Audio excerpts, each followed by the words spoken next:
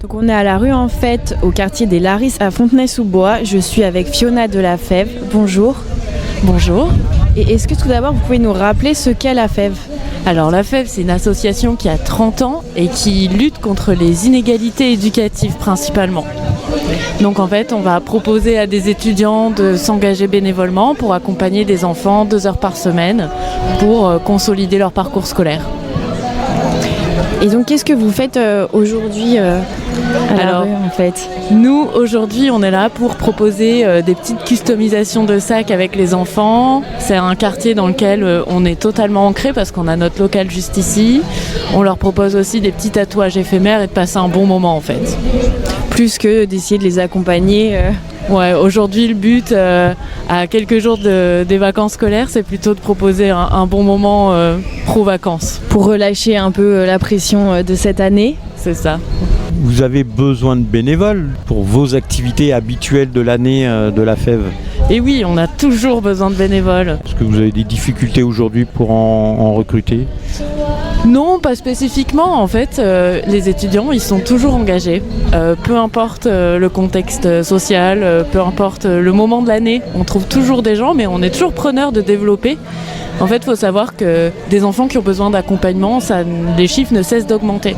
Donc en fait, on prend toujours quiconque a envie de s'engager à nos côtés 2 heures par semaine, voire plus, parce qu'on prend aussi des volontaires en service civique, donc sur des moments plus longs où ils partagent 26 heures par semaine avec nous.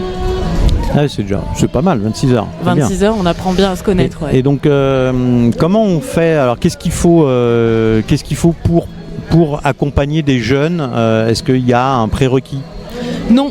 Nous, on considère qu'on n'a pas besoin de compétences disciplinaires pour accompagner des jeunes dans leur parcours éducatif. En fait, c'est surtout de la méthodologie de travail et de l'organisation. Parfois, c'est aussi de l'ouverture culturelle. En fin de compte, on peut avoir un parcours académique parfait. Si on n'a pas toutes les connaissances culturelles d'à côté, ça va quand même être un frein à son développement scolaire.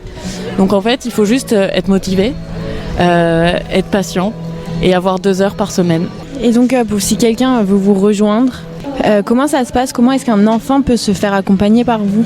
Alors nous, on travaille principalement avec l'éducation nationale. En fait, c'est les enseignants qui nous orientent les enfants qui sont le plus en difficulté. On prend des orientations, on va dire, en direct. Si vraiment il y a une grosse difficulté, vous pouvez toujours nous contacter. On essaiera de mettre en place quelque chose. On a des ateliers collectifs, etc. Et donc, pour les personnes qui veulent devenir bénévoles, comment elles font pour vous contacter ? Alors, il y en a un super site internet super bien construit, afev.org. Vous pourrez retrouver toutes les infos partout en France, que ce soit ici à Fontenay-sous-Bois ou à Nice, si vous avez envie de vous engager à Nice. Oui, parce que c'est une association nationale, c'est pas que sur Fontenay le 94. Et oui, on est presque 500 salariés, on accompagne 22 000 étudiants par an. Donc ouais, vous pouvez nous trouver partout. Donc afev.org, là on dit le 94 et puis on vous retrouve assez facilement. C'est ça. Super, merci Fiona. Merci à vous. Bonne journée.